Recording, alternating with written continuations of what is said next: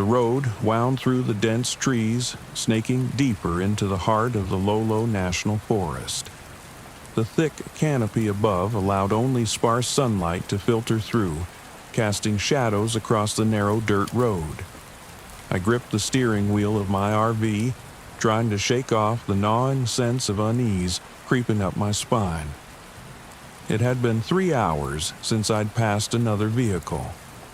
Solitude was the whole point, wasn't it? This trip was supposed to help me clear my head, to reconnect with myself after the divorce. I had spent the last few months in a fog, and this trip to Deadwood Creek was meant to be my escape, a test of independence. No ex-husband, no stress, just me in the wilderness. I needed this. At least, that's what I'd been telling myself for the past 2 weeks.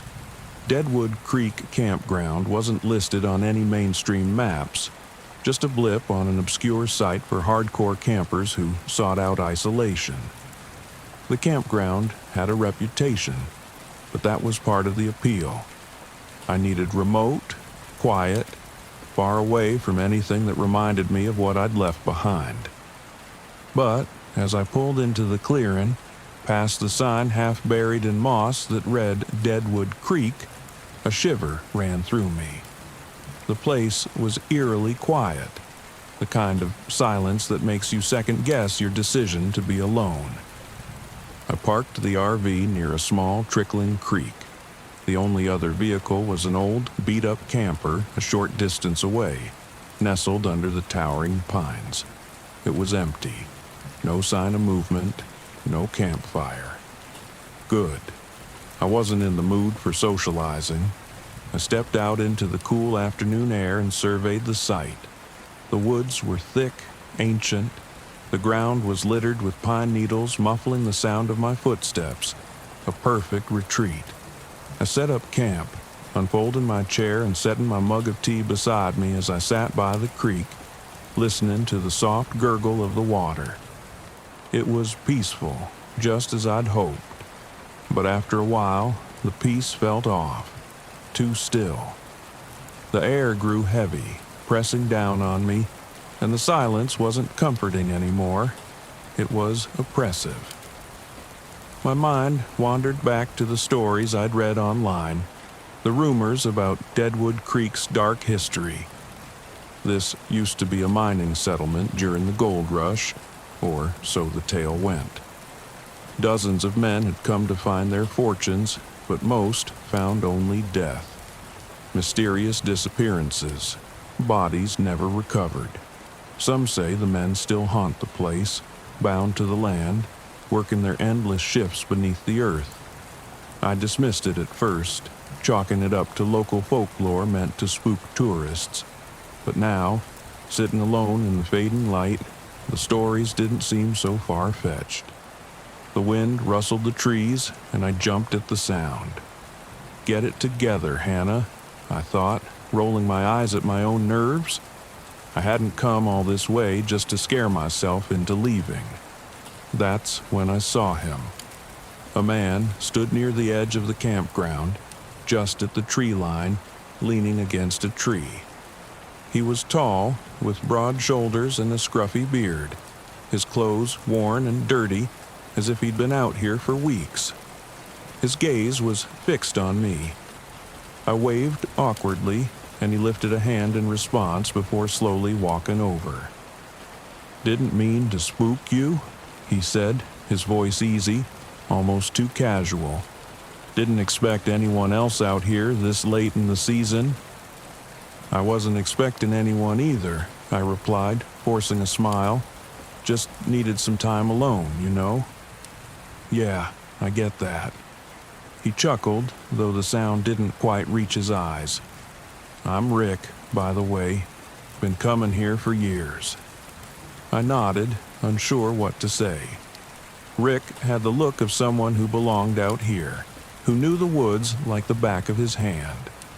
I didn't. "Be careful out here," Rick said after a pause, his gaze drifting toward the woods. "Deadwood Creek's got a history. Strange things happen when the sun goes down."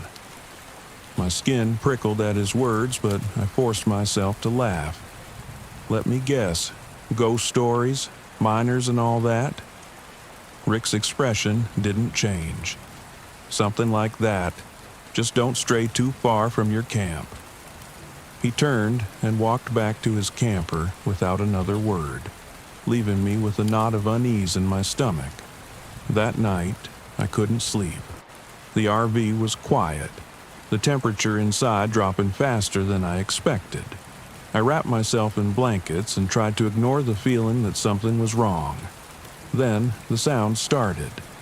At first, I thought it was the wind, but soon I realized it was more than that. Faint at first, barely perceptible, a rhythmic clinking echoed from the direction of the creek. It sounded like tools, mining tools, pickaxes striking rock. I bolted upright in bed, my heart pounding. No, I was just imagining it. This was what I came here for, solitude. But I couldn't shake the sound. It was getting louder, the metallic rhythm persistent, almost like a heartbeat. I grabbed a flashlight and climbed out of the RV, my breath visible in the cold night air. The forest was a wall of darkness, the trees looming overhead like silent sentinels.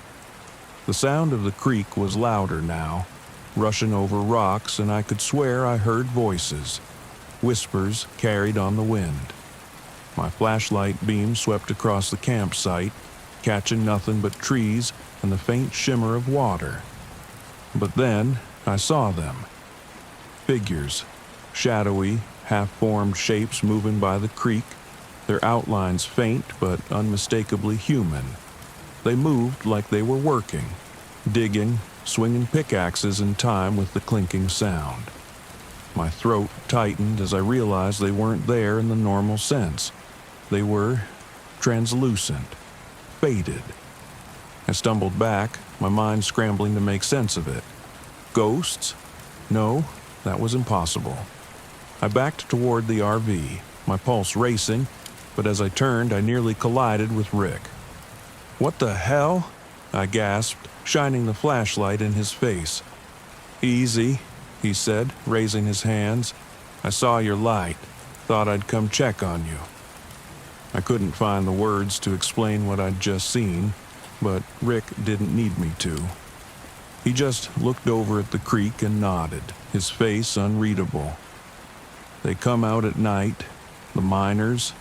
Been here for over a century, trapped in their own hell." I swallowed hard, trying to suppress the rising panic. "You mean, you know about this? What is this place?" Rick gave a half smile, though it was more sad than comforting. "Deadwood Creek. These men came here to find gold, but all they found was death. Now they're stuck here, working the land forever. Some nights, they're just echoes. Other nights..." He trailed off, but the implication was clear. On other nights, they weren't just echoes. I backed away from him, my instincts screaming to get back inside the RV, lock the doors, and drive as far from here as possible. But Rick stepped closer, his voice low and calm. "There's a way to set them free." I shook my head. "Set them free? What are you talking about?" Rick glanced toward the trees, his eyes narrowing as though he could see something I couldn't. "A ritual. There's a reason I come here every year, you know? The spirits want out, but they need help. You could help." My mind was spinning. I didn't believe in this stuff. Ghosts, rituals, it was all nonsense. But the figures I'd seen by the creek were burned into my mind, too real to dismiss. Still, something about Rick's calmness unnerved me. "No," I said, my voice shaky but firm. "I'm not getting involved in whatever this is. I'm leaving." Rick's expression darkened.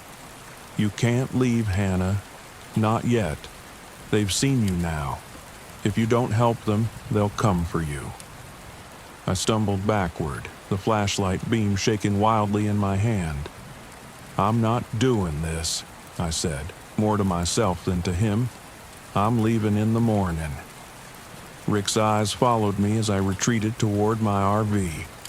"They won't let you go," he said, his voice barely above a whisper. "Not without blood." I slammed the door of the RV shut and locked it, my hands trembling. This was insane. I didn't care about rituals or ghosts. I just wanted to get out of here.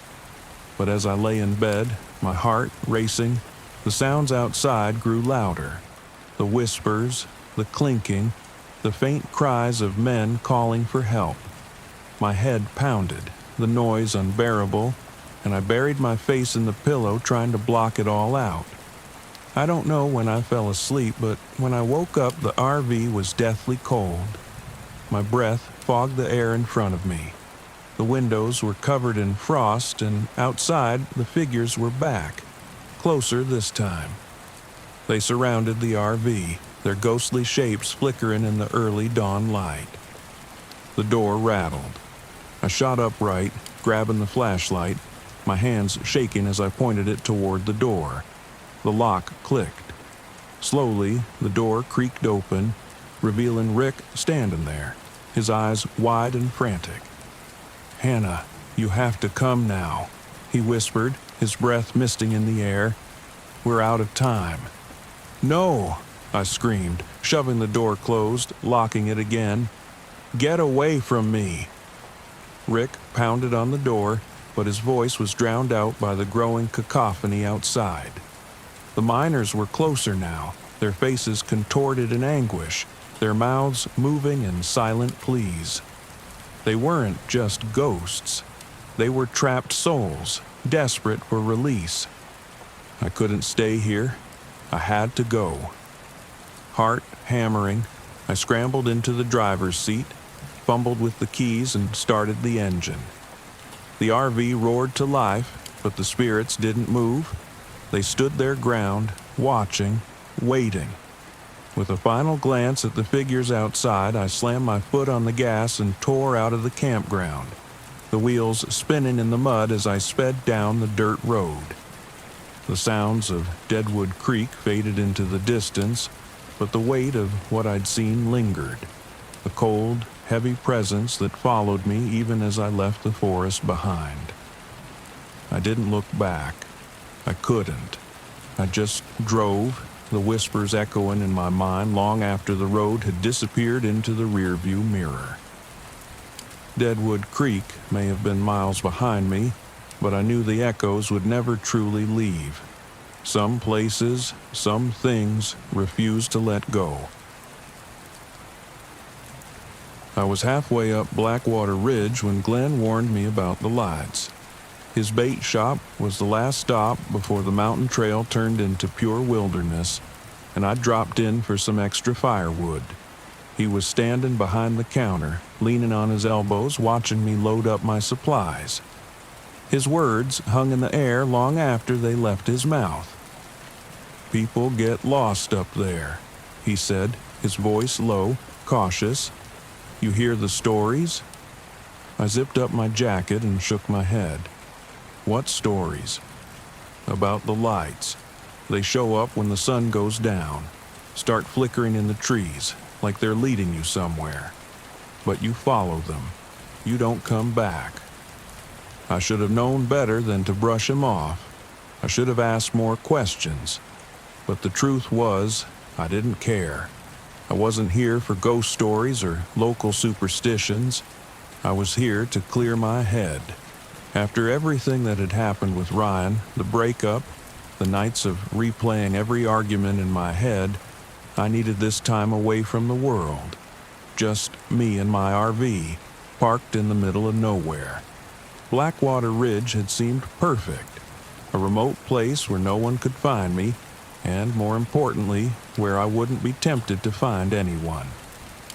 "I'll be fine," I told Glenn, trying to smile, but his eyes were serious, unblinking. "Just watch yourself," he said, handing me a small pouch as I paid for the wood. "Keep this with you. Some folks say it helps." "What is it?" Just something my family's passed down," he said, avoiding my gaze. "Might keep the lights away." I didn't believe in that kind of thing, but I pocketed the pouch anyway, more out of politeness than anything else. Then I left the shop, got into my RV, and made my way up the winding mountain road toward Blackwater Ridge.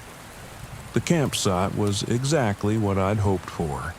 Deserted, overgrown, and tucked away in a grove of tall pines. The air smelled crisp, clean, and for the first time in weeks I felt like I could breathe.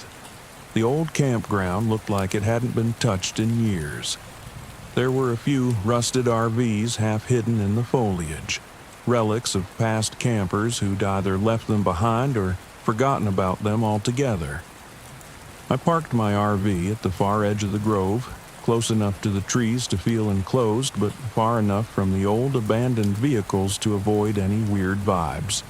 It was perfect, a place to disconnect and forget. That first day was peaceful. I went for a hike, snapped a few photos, and by the time the sun was setting, I was sitting outside by the fire pit, listening to the crackling flames and sipping from a thermos of tea. The sky was clear, and the stars began to poke through the darkness, dotting the sky like tiny pinpricks of light. Then, out of the corner of my eye, I saw it. A small, flickering light, deep in the woods just past the tree line. At first, I thought it was a firefly, but it was too big. It moved slowly, gliding through the trees like it was looking for something or someone. I sat up, narrowing my eyes to focus. The light was faint but unmistakable. It pulsed gently, like a heartbeat, its glow barely reaching me through the dense pines. There was no mistaking it now. There was more than one. Another light appeared beside it, then another. 3 faint orbs flickering in unison, moving together deeper into the forest. Glenn's warning about the lights echoed in my mind, but I shook it off. They were probably just campers in the distance, or maybe a reflection from a house far off the ridge. I wasn't about to let some old superstition spook me on my first night. I sat back, trying to relax, but the lights wouldn't leave me alone. They moved again, gliding slowly through the trees, as if they were beckoning me to follow. I could almost hear a whisper in the air, like soft voices drifting on the wind. "Come closer." I stood abruptly, shaking my head. "No," I muttered to myself. "You're not doing this. You came here to get away, not chase after stupid lights in the woods." But the longer I stood there, the harder it was to ignore them. They were so gentle, so inviting. It felt like they were calling me, pulling at some part of me that I couldn't explain. My feet shifted forward, inching toward the forest edge. "Come." I blinked, snapping out of it. What was I doing? I wasn't about to follow some strange lights into the woods. Glenn had warned me, hadn't he? I couldn't let myself get sucked into this nonsense. I backed away from the trees, heart pounding, and went back into my RV, slamming the door behind me. The lights flickered one last time outside the window before they disappeared, swallowed by the darkness. The next day, I couldn't shake the feeling that I was being watched. I spent the morning hiking, trying to focus on anything but what had happened the night before. But the woods felt different now, quieter. The usual sounds of birds and rustling leaves had faded, replaced by a stillness that pressed in on me. Every time I looked over my shoulder, I thought I saw movement, a shadow darting between the trees, or the faintest flicker of light just out of sight.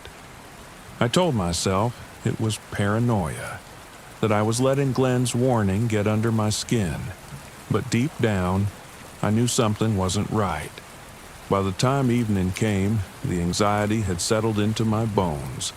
I lit another fire and sat outside, staring into the flames, trying to calm myself down. but as soon as the sun dipped below the horizon, the lights came back. This time, they were closer. I watched, frozen, as they flickered between the trees, more of them now. 5, maybe 6, all moving in the same slow, rhythmic pattern. They circled the edge of the campground, their glow soft but persistent. I felt that same pull again, stronger this time, like invisible hands reaching out to me. Come. The whispers were clearer now, louder. They filled my ears, my mind, drowning out everything else. It sounded like his voice, Ryan, my ex, his soft, pleading tone, asking me to come closer, to follow. I stood, my body moving of its own accord. It wasn't just curiosity anymore, it was need. I needed to know what these lights were, where they were leading me. Maybe it was Ryan. Maybe he'd followed me, wanted to make things right. The thought was irrational, but in that moment, it made perfect sense. I took a step toward the forest, then another. My heart raced as I approached the tree line, the lights growing brighter, more vivid. They hovered just beyond my reach, leading me deeper into the woods. But as I crossed into the shadows, something shifted in the air. The forest felt wrong, twisted, like the trees were closing in around me. The lights flickered erratically, their gentle glow turning sharp, jagged. I froze, the whispers turning into something darker, harsher. Come, now. No, this wasn't right. This wasn't Ryan. This was something else, something wrong. I stumbled back, panic rising in my chest, but the lights surged forward, surrounding me, blinding me with their brightness. The whispers grew louder, almost a roar now, filling my mind with commands I couldn't understand. In a moment of desperation, I grabbed the pouch Glenn had given me, clutching it tightly in my hand. The lights flickered wildly, then dimmed, their intensity fading. I backed away, the whispers receding, until the lights finally disappeared, leaving me standing alone in the dark woods, shaking. I didn't sleep that night. The fire burned low, casting long, flickering shadows on the walls of the RV. Every sound, every creak of the forest outside made my heart race. I clutched the talisman Glenn had given me, unable to let go of it, as if it were the only thing keeping the lights away. When the morning came, I packed up my camp without hesitation. I didn't care about the week I'd planned to spend here. I didn't care about finding peace or healing. I just needed to get away.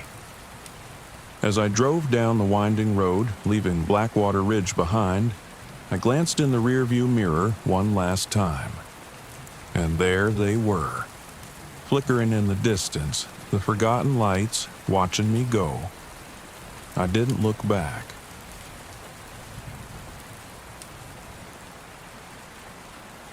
I always hated feeling tethered to anything, so when the relationship ended, I knew I had to get away. No more distractions, no more emotional baggage. I just needed a break. Crater Lake seemed perfect, beautiful, isolated, and, most importantly, quiet. I packed my old RV, grabbed some hiking gear, and headed out for a long weekend of camping. I arrived late in the afternoon, the sun already beginning to set behind the towering cliffs surrounding the lake. Crater Lake was as stunning as I'd imagined. Deep blue waters, so clear they reflected the sky, encircled by jagged cliffs that loomed like ancient sentinels. The park was busy enough near the main viewpoints, but I was smart. I'd found a campsite far from the crowds, tucked away near the southeastern shore, where the trees were thick and the lake was quieter, almost unnervingly so. It was just what I wanted, solitude. But as I parked my RV and set up camp, a strange feeling settled over me. The wind was too still, and even though the lake was calm, there was a low hum in the air, like the whisper of something just out of earshot. I shook it off. Just nerves, I told myself. Nothing to worry about. After all, I hadn't done a solo trip like this since before I'd met Sarah. The memories gnawed at me, but I pushed them away. I spent the first evening by the fire, watching the stars come out as the lake turned to ink. Crater Lake was famous for its clarity, its mirror-like surface reflecting everything above it perfectly. But tonight, the water looked different. Darker, maybe. Opaque. I stared out across the lake, trying to ignore the strange tightness in my chest, when I heard it. A faint sound carried on the wind. Laughter, childlike, distant, but unmistakable. I sat up, listening harder. The night was still, but there it was again. Faint, but clear. I scanned the shoreline, looking for anyone else camping nearby.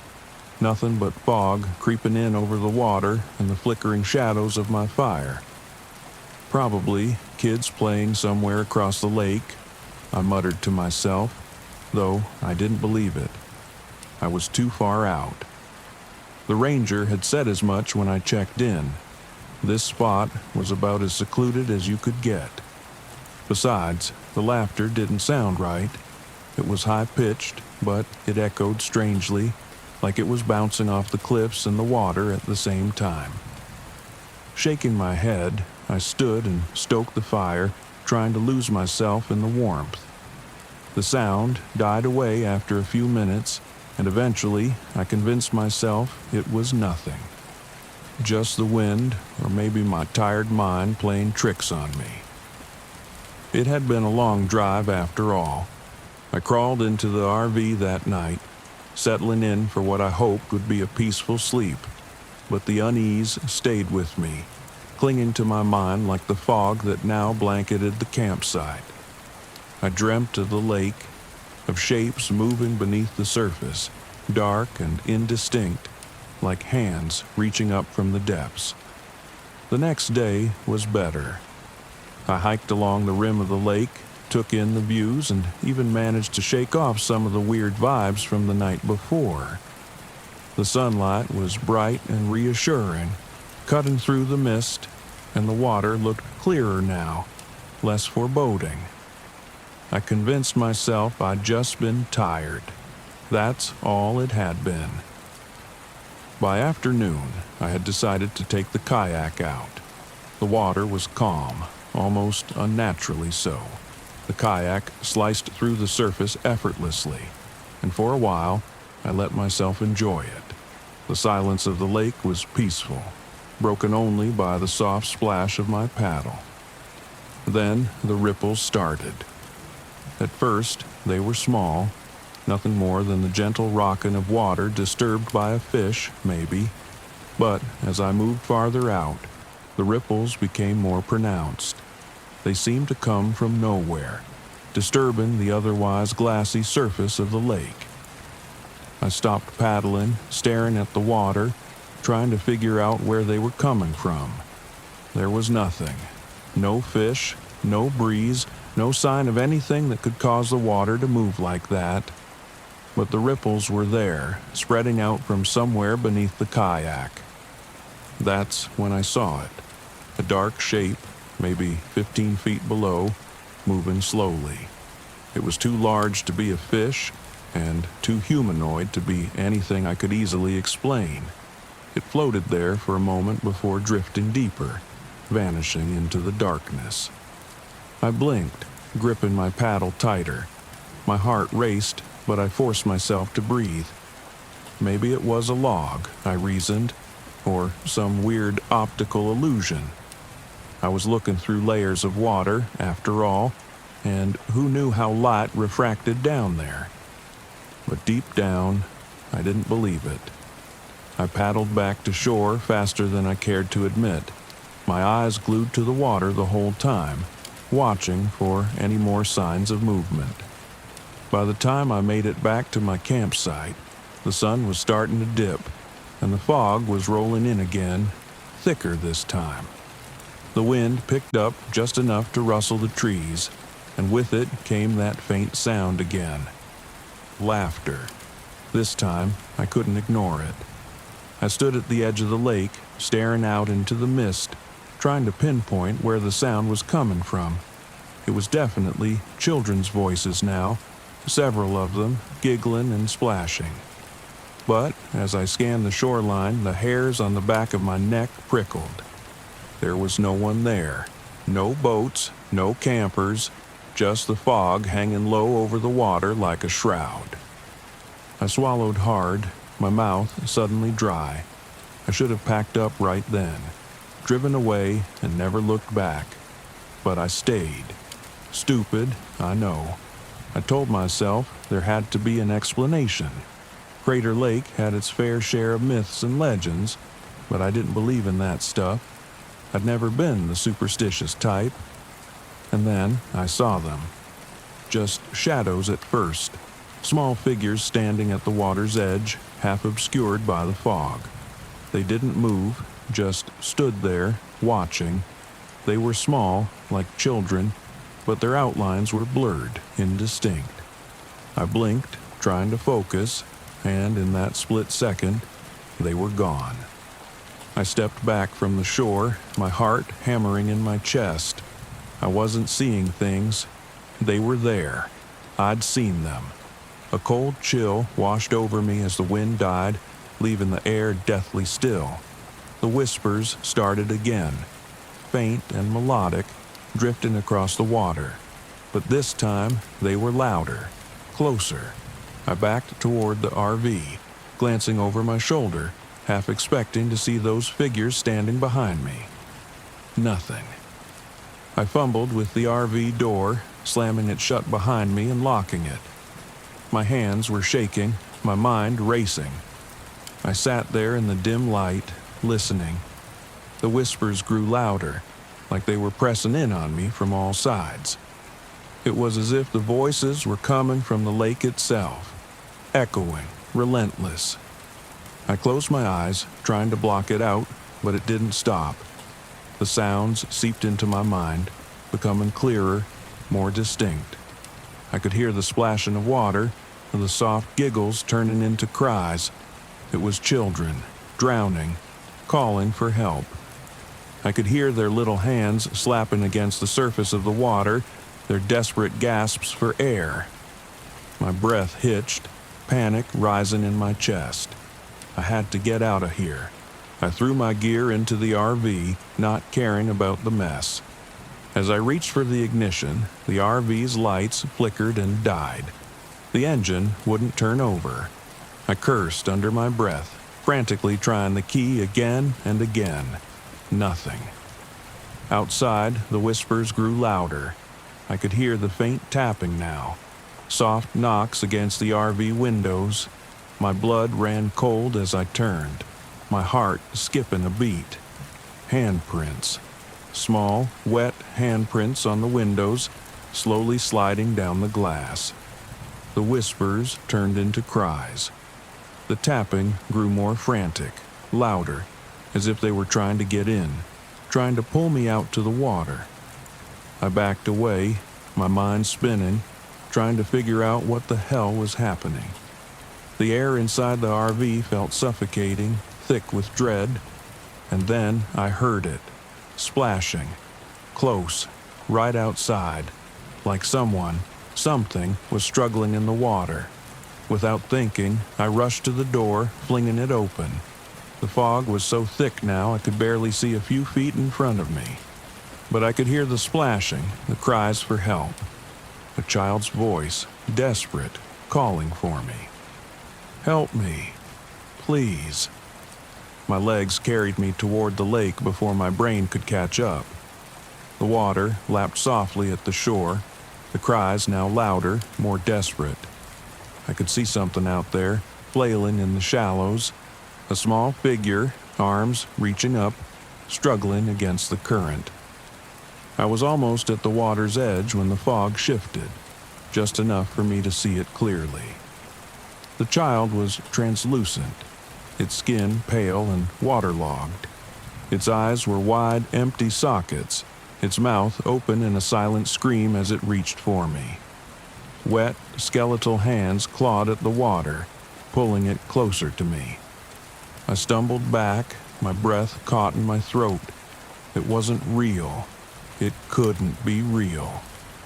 The figure stopped struggling, its head tilting to one side as if studying me, and then it smiled.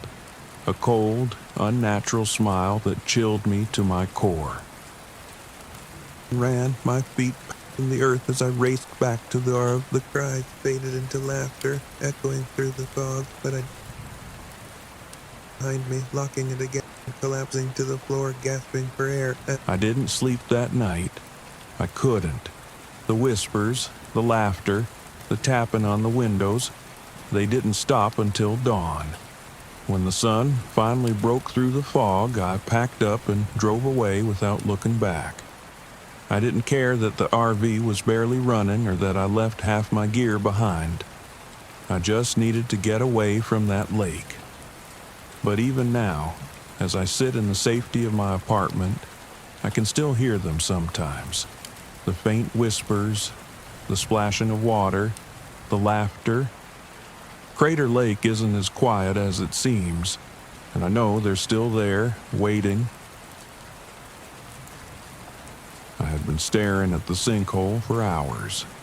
The edges of the earth had crumbled away into a perfect, jagged circle, leaving nothing but a gaping void beneath me.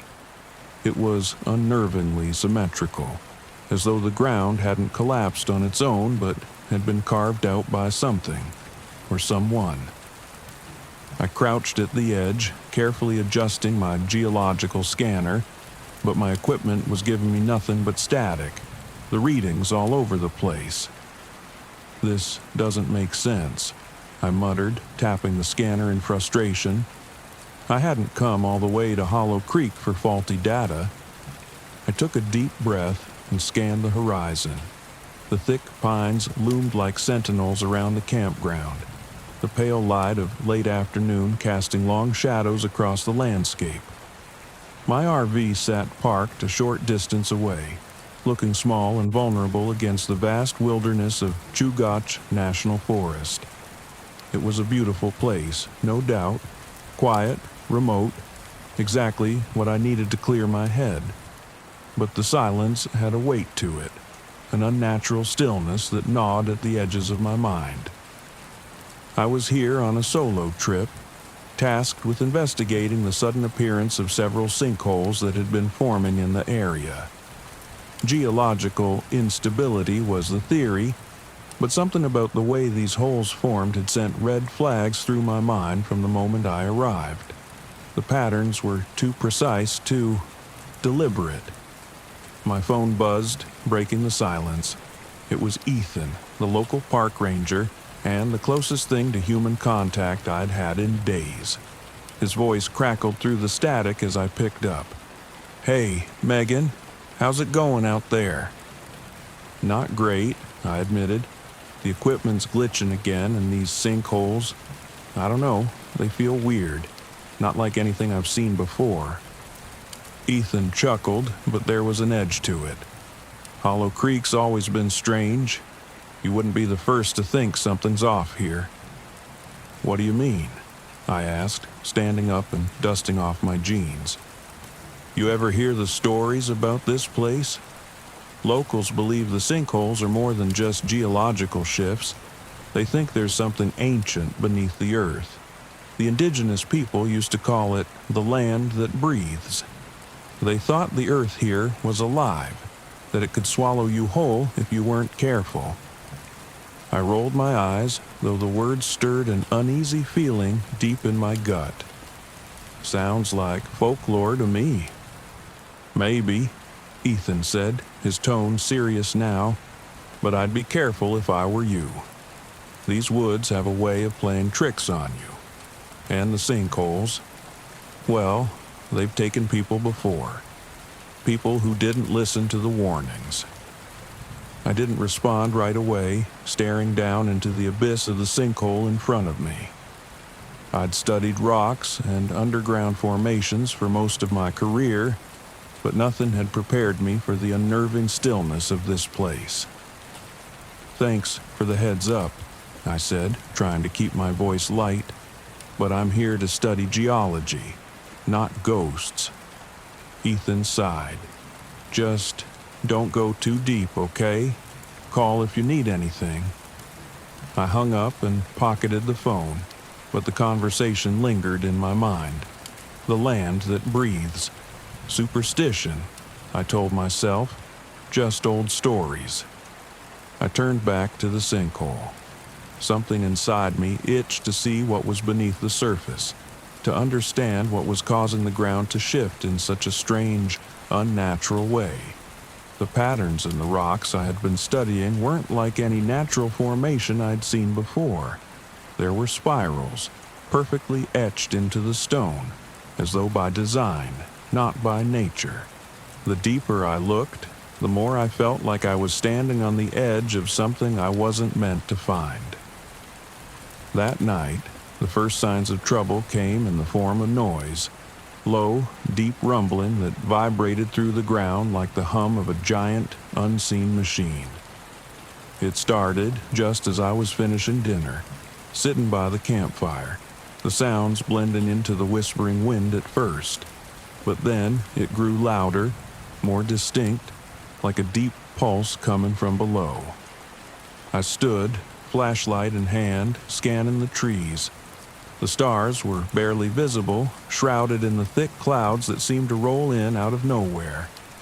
The fire flickered, casting eerie shadows on the trees. For a moment, I thought I heard footsteps, something moving in the dark. "Ethan?" I called, my voice small against the vast silence. Nothing. I walked toward the sinkhole, my stomach knotting with every step. The rumbling grew louder, and as I reached the edge, I felt it. Vibrations under my feet. The ground beneath me was shifting, alive. I shone my flashlight down into the hole, but the beam disappeared into the blackness, swallowed by the depths. I knelt, running my hand along the edge. The earth was soft, loose, as though it had only recently begun to settle after something had disturbed it. Suddenly, the ground beneath me gave way. I scrambled backward, heart racing, just as a section of the earth collapsed, sending a cascade of dirt and rocks into the sinkhole. I fell onto my back, gasping for air, watching as the hole grew wider, deeper, like a hungry mouth devouring the ground. Adrenaline pumped through me as I backed away, my mind racing. I needed to get out of here. This wasn't normal. This wasn't just a geological phenomenon. Something was moving beneath the surface, something massive. I rushed back to the RV, the flashlight beam bouncing erratically as I fumbled for the keys. But as I reached the door, the ground shook again, harder this time. The sinkhole was growing. Fast. I had to leave. Now. But then, a thought struck me. What if I was right? What if this was something no one had ever discovered before? If I could just capture proof, if I could document what was really happening here, my work would be revolutionary. I would be vindicated. My mind flashed back to the spirals in the rock, the patterns that had seemed too deliberate to be natural. There was something ancient beneath the earth, and I was so close. I grabbed my gear and rushed back to the edge of the sinkhole. My heart pounded in my chest as I descended carefully into the darkness, lowering myself into the opening. The air grew colder as I went deeper, the walls of the hole damp and slick beneath my hands. After what felt like an eternity, I reached the bottom. The cavern was vast, much larger than I had anticipated. My flashlight illuminated jagged rock formations, but it was the carvings on the walls that caught my breath. Symbols, spirals, etched deep into the stone. They were everywhere, ancient and deliberate. This wasn't just a natural formation. This was a structure, a temple of some kind, buried deep beneath the earth for centuries, maybe longer. I pulled out my camera, hands trembling, and began to record. But as I did, a low, resonating sound filled the cavern, a rhythmic pulse like the beating of a massive heart. I froze, my breath catching in my throat. The walls seemed to vibrate with the sound, the ground shifting beneath my feet. And then, from the shadows, I heard it. Footsteps, heavy, deliberate, coming from the deeper recesses of the cavern. Something was moving toward me, something massive. My flashlight flickered, casting erratic beams of light across the stone walls. I backed away slowly, my heart hammering in my chest. Whatever was in the darkness, it was getting closer. I could feel its presence, a weight in the air, a primal force that made my skin crawl. The footsteps stopped, and then a deep, guttural growl echoed through the cavern. I ran. I didn't look back. The ground trembled beneath me as I scrambled up the wall of the sinkhole, my hands slipping on the loose earth. The growling grew louder, closer, until I could feel hot breath on the back of my neck. I burst out of the sinkhole, gasping for air, and ran toward the RV. The ground shook violently, and as I reached the door, I glanced back. The sinkhole was collapsing in on itself, the earth swallowing it whole. But for a split second, I saw something massive, serpentine, rising from the depths before it disappeared into the darkness. I didn't wait. I threw open the door, started the engine, and sped away, leaving Hollow Creek behind me. By the time I reached the main road, my heart had finally begun to slow. I was alive. I had made it. But the images of that cavern, those symbols, haunted my mind. I had uncovered something ancient, something that wasn't meant to be found. As I drove away, I couldn't shake the feeling that I had disturbed something that should have stayed buried, something that was still there, waiting beneath the earth. And I knew one thing for certain: I wouldn't be going back.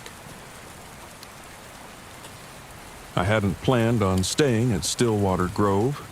The campground wasn't even marked on my map, just a small patch of green near the edge of Shawnee National Forest. But as I drove down to the empty forest road, I saw the sign, old, weathered wood, with the words Stillwater Grove Campground carved into it. It felt like an invitation, one I couldn't resist. I'd been on the road for weeks, photographing wildlife for a personal project I'd picked up after quitting my job.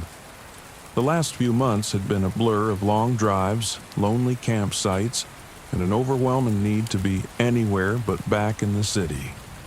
I didn't miss my corporate job or my ex. What I did miss was the feeling that I knew what the hell I was doing with my life. Stillwater Grove seemed perfect. Quiet, isolated, and right by the lake. It would give me the break I needed, some peace before heading back into the real world. When I pulled into the campsite, the late afternoon sun cast long shadows across the grove. The air was still, the only sound the gentle lapping of water against the shore. A single RV sat on the far side of the campground, a distant figure moving near it. Otherwise, it was just me. I parked my RV near the edge of the lake, the water glistening under the fading light. After setting up camp, I grabbed my camera and headed toward the shore, hoping to catch the sunset. As I stood there, framing the perfect shot, a voice startled me. "Beautiful, isn't it?" I turned to see a woman standing a few feet away, her face half in shadow. She had an otherworldly kind of beauty. Pale skin, long dark hair, and eyes that seemed to take in everything. "Yeah," I replied, lowering my camera. "It's peaceful." She smiled. "It always is here. I'm Ellie, by the way." "Nick," I said, shaking her outstretched hand. Her skin was cold, like she'd been standing in the shade for too long. "You campin' here, too?" "For a little while," she said, her voice soft. "I come here every now and then. Can't stay away." Her words sent a shiver down my spine, though I couldn't explain why. I wasn't used to talking to people much anymore.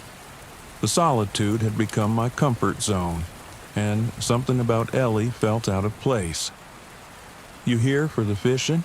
I asked, trying to make small talk. She shook her head. "No, just the lake, the quiet." We stood in silence for a moment, watching the sun sink behind the trees. The sky turned shades of pink and orange, the water reflecting the colors like a mirror. I raised my camera, snapping a few shots, and when I looked back, Ellie was gone. Just like that. I glanced around, but there was no sign of her. The other RV was still parked at the far end of the grove, but no movement. I chalked it up to her being quick on her feet, though it left me feeling oddly unsettled. That night, I couldn't sleep. The wind had picked up, making the trees outside rustle against each other like whispered secrets. I rolled over in bed, trying to find a comfortable position, but something felt off. The RV was too cold, colder than it should have been. I checked the thermostat. Everything seemed normal, but the chill lingered. I grabbed a blanket and tried to force myself to sleep. That's when I heard it. A faint sound, barely audible at first, like a woman's voice carried on the wind. I sat up, listening, but it was gone. Just my imagination, I thought. Long days alone in the woods will do that to you. But then I heard it again. This time it was clearer. A soft, melodic humming coming from outside. I climbed out of bed, grabbing my flashlight. My breath fogged up in the cold air as I stepped outside the RV, scanning the campsite. Nothing. Just the stillness of the lake and the trees swaying gently in the wind. But the humming persisted, coming from near the water's edge. I walked toward the shore, the beam of my flashlight dancing over the ground. And that's when I saw her. A woman in white, standing at the edge of the lake, her back to me. Her long, dark hair hung loose down her back, swaying slightly as she hummed that haunting tune. "Ellie," I called out, my voice shaking. She didn't turn. She just stood there, motionless, her gaze fixed on the water. Something about the way she stood, so still, so rigid, set my nerves on edge. I took a step closer, the flashlight illuminating her pale figure. But as soon as the light touched her, she vanished. I blinked, stunned. 1 second, she'd been there, and the next, she was gone. The water rippled where she'd been standing, but otherwise the lake was empty. I backed away, my heart pounding in my chest. What the hell was that? I hurried back to the RV, locking the door behind me. My breath came in quick, shallow gasps, my hands shaking. I didn't believe in ghosts or supernatural nonsense, but what I'd seen, it wasn't right. I'd seen her. I knew I had. I spent the rest of the night wide awake, staring at the ceiling and trying to rationalize what had happened. But no matter how hard I tried, I couldn't shake the image of that woman standing by the lake. The next morning, I found Ellie near the grove, sitting by a small campfire. She smiled when she saw me, though her smile didn't quite reach her eyes. "Rough night?" she asked, as if she already knew. "Yeah," I said, sitting down across from her. "I saw something last night. A woman by the lake. I thought it was you, but she wasn't there when you got close," Ellie finished, her voice calm, too calm. I nodded, feeling a chill run through me despite the warmth of the fire. "You saw her?" Ellie said, her tone distant. "The Lady of Stillwater." "The what?" Ellie looked at me, her eyes dark and hollow. She's been here for a long time. Longer than the campground, longer than the trees. She drowned in the lake, or so the story goes. Some say she was waiting for someone. Her lover, I think. But he never showed. I stared at her, my stomach twisting. "You're telling me she's a ghost?" Ellie shrugged. "Call it what you want. But she's real. And now that you've seen her, she won't let you go." I laughed, though it came out shaky. "That's insane." "Is it?" Ellie asked, her gaze locking onto mine. "You saw her. You know she's real." I opened my mouth to argue, but the words died in my throat. I had seen her, and it hadn't been a trick of the light or my imagination. Something had been there, something that shouldn't have been. "What does she want?" I asked quietly. Ellie's eyes flicked toward the lake. "She wants what she's always wanted, to take someone with her, into the water." That night, the sound started again. At first, it was the soft humming, drifting through the night air. Then, the splashing, gentle, rhythmic, like someone wading through the water. I lay in bed, my heart racing, my body tense. I didn't want to go outside. I didn't want to see her again. But the pull was stronger this time. A strange compulsion tugged at me, drawing me toward the lake. I tried to fight it, to stay in the RV, but my legs moved on their own, carrying me outside into the cold night air. The lake was calm, reflecting the pale moonlight. And there she was, standing in the water, her white dress billowing around her as if moved by an unseen current. "Come to me," she whispered, her voice soft but clear.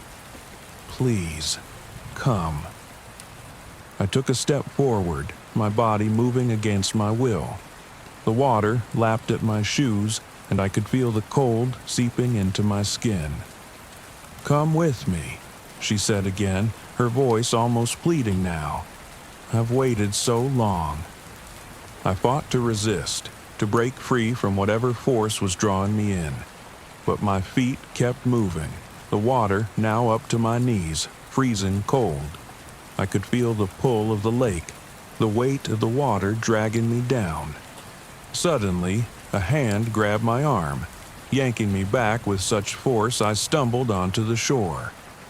Ellie stood beside me, her face pale, her grip strong. "You have to leave," she said, her voice urgent. "Now, before it's too late." I looked back at the lake, but the woman was gone. The water was still, as if nothing had happened. "What the hell is happening?" I gasped, my breath coming in shallow bursts. Ellie's expression was grim. "She's marked you now. If you stay, she'll take you. You have to go." I didn't argue. I packed up my things, my hands shaking, adrenaline coursing through my veins. Within minutes, I was back in the RV, starting the engine and pulling out of the campsite as fast as I could. As I drove away, I glanced in the rearview mirror. Ellie stood at the edge of the grove, watching me go, her face unreadable. And behind her, just barely visible in the mist, was the Lady of Stillwater, her pale eyes following me, waiting for me to return. I didn't look back again.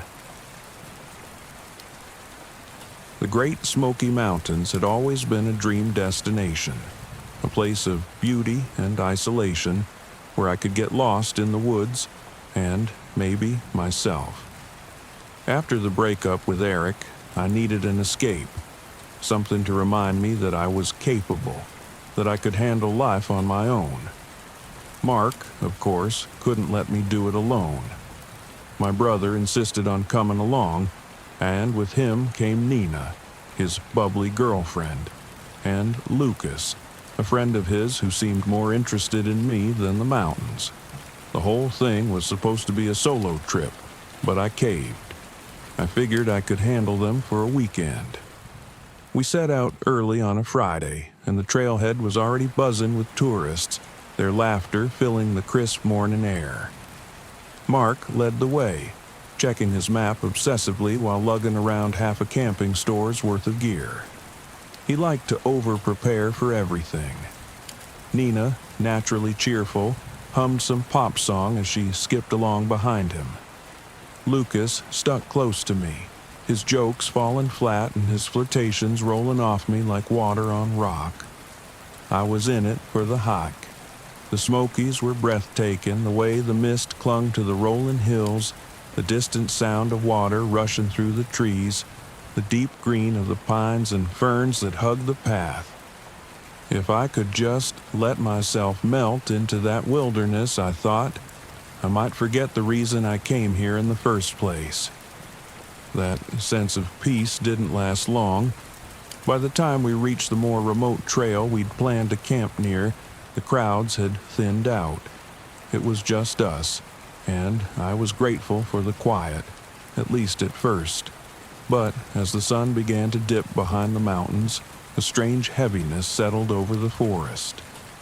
The cheerful calls of birds disappeared, replaced by an eerie stillness. "Something feels off," I said, mostly to myself. "You're just not used to the quiet," Lucas replied, a grin plastered on his face.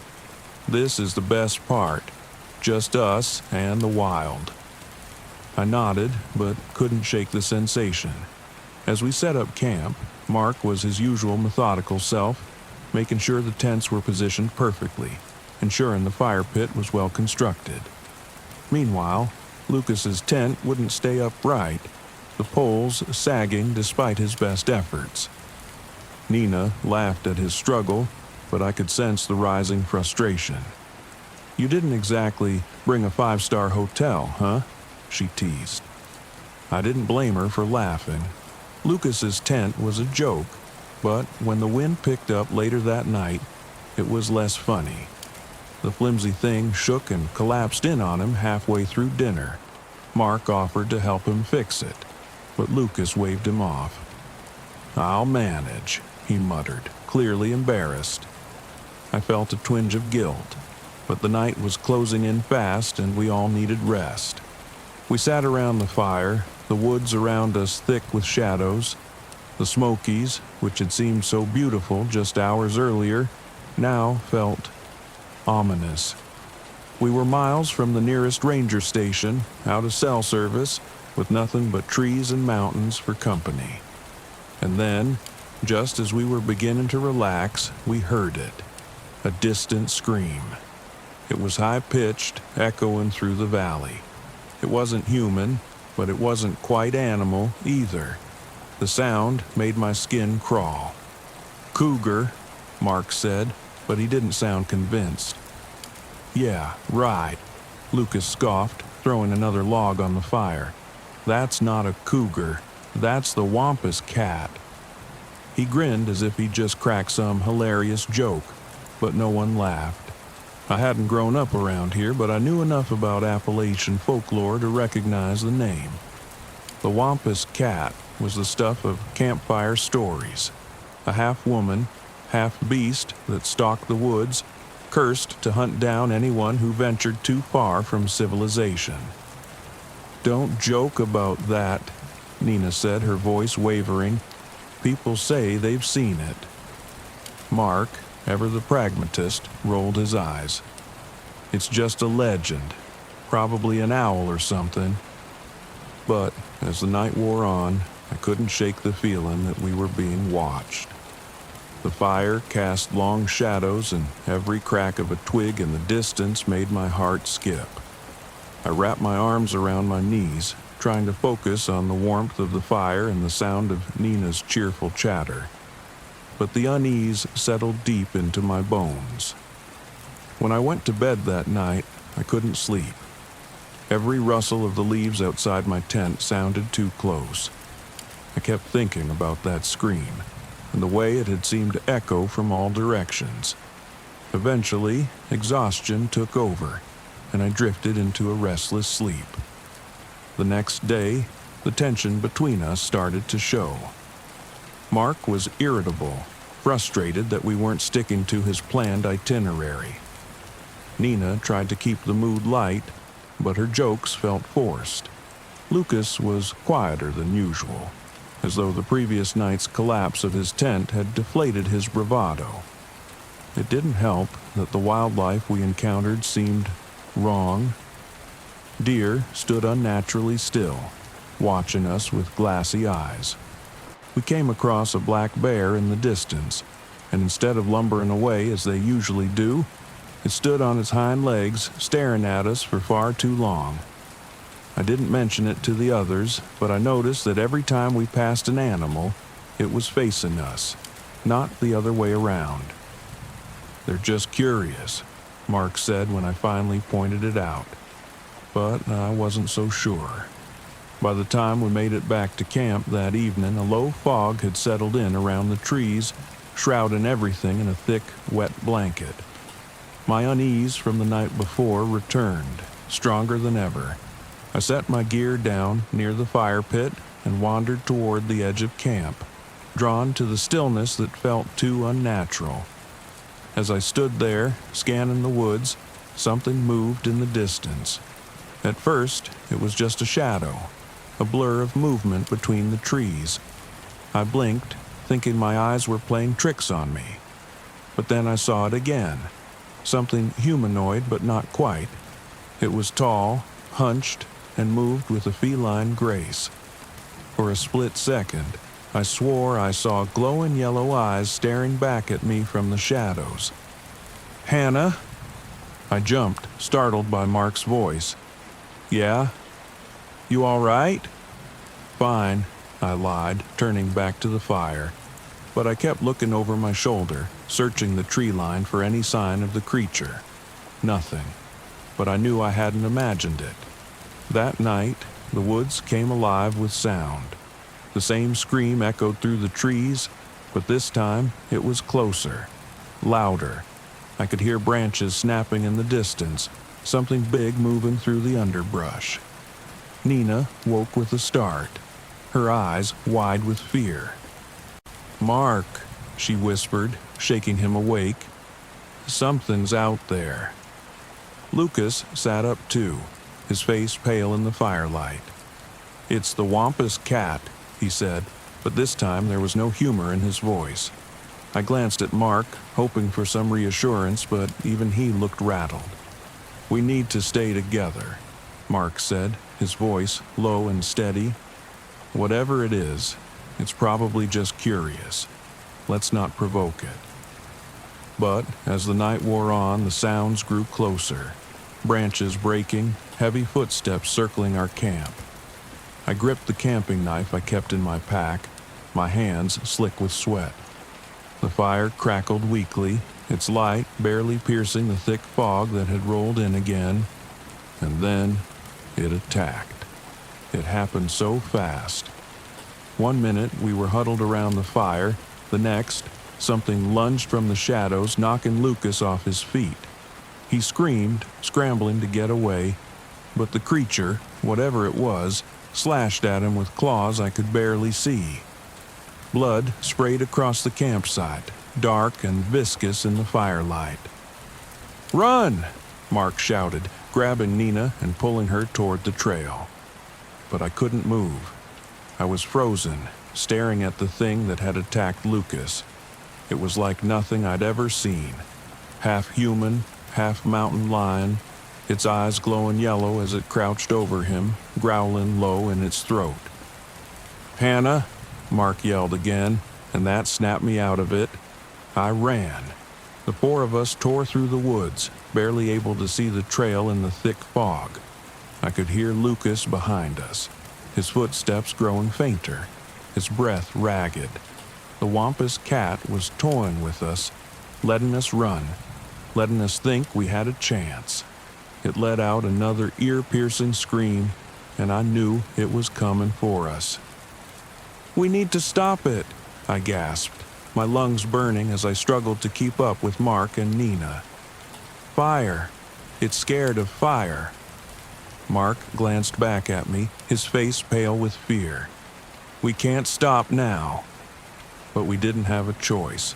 The Wampus cat was right behind us, its footsteps growing louder, closer.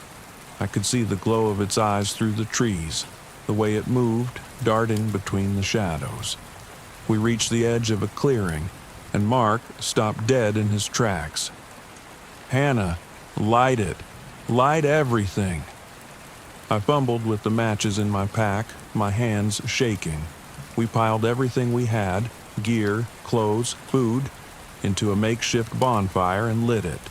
The flames roared to life, casting long shadows across the clearing. For a moment, the Wampus cat hesitated, its eyes reflecting the firelight. It circled the edge of the clearing, growling low in its throat, but it didn't come closer. We stood there, panting, watching as the creature melted back into the shadows, its eyes the last thing to disappear. We stayed there until dawn, huddled around the fire, too scared to move. Lucas never caught up. By morning, we were exhausted, bloodied, and broken. But we were alive. We never found Lucas's body. Mark didn't talk about what happened, and Nina didn't speak much either. We made it back to the ranger station where they told us we'd probably been attacked by a bear. But I knew better. The Wampus cat was real, and it was still out there waiting for its next victim. I didn't believe in ghosts or UFOs or anything supernatural, really. I'd spent most of my career chasing down so-called paranormal phenomena and explaining them with cold, hard facts. That's what I did. I turned superstition into science, myths into measurable data. And the Brown Mountain Lights, well, they were just another mystery waiting for a rational explanation. That's what I told myself as I drove my RV up the winding roads of Pisgah National Forest, the thick trees closing in on either side. The air was crisp, autumn leaves scattered across the path, and there was a quiet stillness that made the world feel far away. I should have felt calm, excited even. But as the sun began to sink behind the distant ridges, leaving the forest bathed in shadow, I felt something else. Tension. Shaking it off, I parked the RV at the remote campsite I'd scouted. This was supposed to be a solo trip.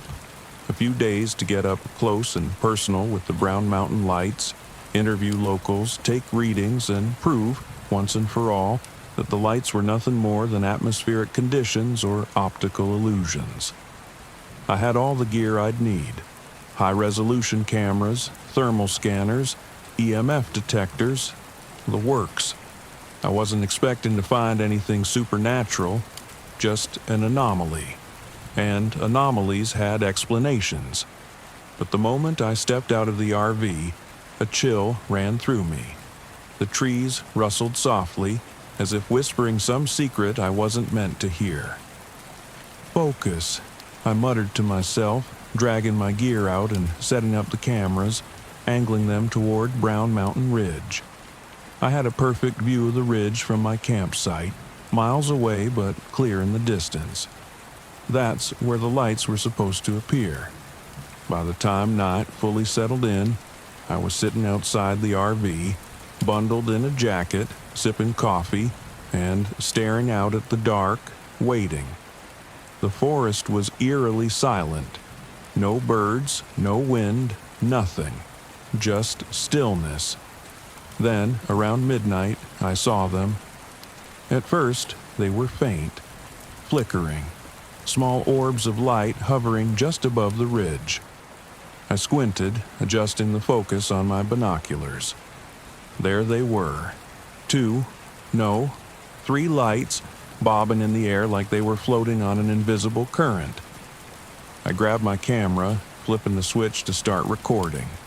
But nothing happened. The lens stayed black, the screen dead. "What the..." I muttered, fiddling with the buttons. Fully charged and brand new, the camera shouldn't have malfunctioned. I checked the battery, clicked it back into place, and tried again. Still nothing. I felt a surge of frustration. This was exactly what I'd come here for. The lights, right there in front of me, and I couldn't even capture them. I stood up, grabbing my thermal scanner, but when I flipped it on, the screen flickered, then went dark. "Come on," I whispered, trying to stay calm. The gear wasn't cheap, and none of it should have been failing. But it was. Piece by piece. The lights danced on the ridge, growing brighter, closer. My heart raced. I wasn't scared, I told myself. I was just annoyed. The logical part of my brain struggled to make sense of it. Maybe the electronics were glitching because of interference. Some kind of electromagnetic field or something. I took a deep breath, trying to settle my nerves. But the lights, those strange pulsing orbs, kept moving, almost as if they were drifting toward me. The air turned cold. So cold that I could see my breath misting in front of my face. A thin layer of frost started forming on the ground, on the RV windows, on my gear. I pulled my jacket tighter around me, my hands beginning to stiffen in the chill. It didn't make sense. The weather forecast had called for a cool night, but nothing like this. I checked my phone's temperature app. 30 degrees. Impossible. I glanced at my surroundings, feeling the silence close in around me. Then I noticed the lights were no longer on the ridge. They were much closer now, floating just above the treetops, flickering like distant fireflies, but larger, too large. I watched, heart pounding in my chest as they bobbed and weaved, their glow casting long shadows on the ground. I pulled out my phone to take a video. The screen flashed, then went black. It wouldn't turn on. Frustration boiled over, and I slammed the phone down on the camping table. It bounced, and I stood there, fists clenched, trying to keep my cool. This was why people got sucked into believing nonsense, because technology failed at the worst possible moment. The lights weren't supernatural. There had to be an explanation. Maybe the cold was messing with the equipment, or some kind of atmospheric distortion. But then I saw the handprints. Small, faint handprints etched in frost on the RV window. They hadn't been there before. I knew that. I stared at them, my breath catching in my throat. They looked like the handprints of a child, no more than a few inches across, and they were slowly, gradually melting away in the cold. A prickling sensation crawled up the back of my neck. I turned to look at the lights, now hovering at the edge of the forest, close enough that I could make out their eerie bluish glow. They flickered in the trees, moving in slow, lazy circles, as if they were watching me, waiting for me. The rational part of my mind screamed that it was impossible. There was no way the lights could have traveled that fast. No way they could be this close. I'd seen videos, read reports. They were always distant, spectral, unreachable. But now they felt personal, as if they were beckoning me. I swallowed, my throat tight, and without thinking, I took a step forward. The cold deepened, pressing in on me from all sides. The frost crept up the sides of the RV, spreading like delicate veins, and the temperature continued to drop. My breath came out in ragged gasps and my vision blurred. The lights drifted deeper into the trees, flickering and glowing, moving in a pattern that felt deliberate, like they wanted me to follow. And I did. I grabbed my flashlight, my hands trembling as I made my way toward the forest's edge. The beam of light was weak, barely cutting through the dark. I kept my eyes on the lights, feeling a strange pull in my chest, like something was urging me forward, deeper. As I entered the trees, the world grew darker. The lights danced just out of reach, always a few steps ahead of me, their glow casting an ethereal light on the twisted branches. The forest felt wrong, too quiet, too still. I checked my watch. 2 hours had passed. I hadn't even noticed. My legs ached, and I realized, with a sinking feeling, that I had no idea how far I'd wandered. The lights flickered again, brightening as they circled a large boulder ahead, and then they stopped, hovering there, motionless. I took a step closer, and that's when the hallucinations began. Shapes, faint figures moving in the trees, shadows stretching unnaturally long. And there, between the branches, I saw faces, pale, expressionless faces staring at me with hollow eyes. I blinked, and they were gone. Panic set in. I turned to leave, but the forest had shifted. The path I'd taken was no longer clear. Everything looked the same trees, the same twisting branches. The lights pulsed behind me, glowing brighter as if taunting me. I ran. My breath came in short, sharp bursts, my heart racing in my chest as I stumbled through the underbrush, trying to find my way back to the campsite. The lights flickered at the corners of my vision, but I ignored them. Then I heard it. Footsteps. Light, quick footsteps crunching through the frost behind me. I didn't dare look back. I ran faster, my flashlight flickering and dying in my hand. I broke through the tree line, gasping for air, and saw the RV ahead, a welcome sight.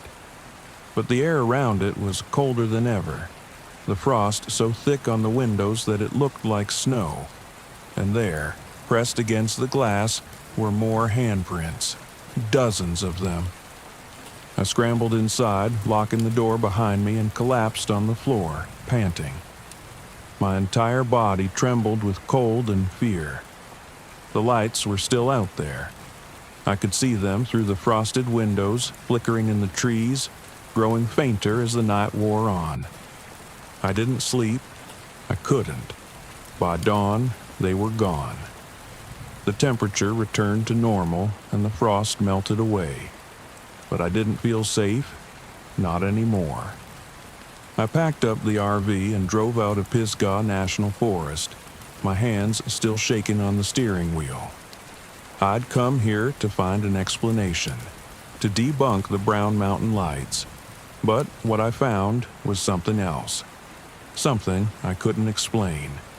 And I knew, deep down, that the lights weren't just a phenomenon. They were something more, something ancient, something dangerous, something that had almost taken me. I don't know what they wanted, but I'll never go back to find out.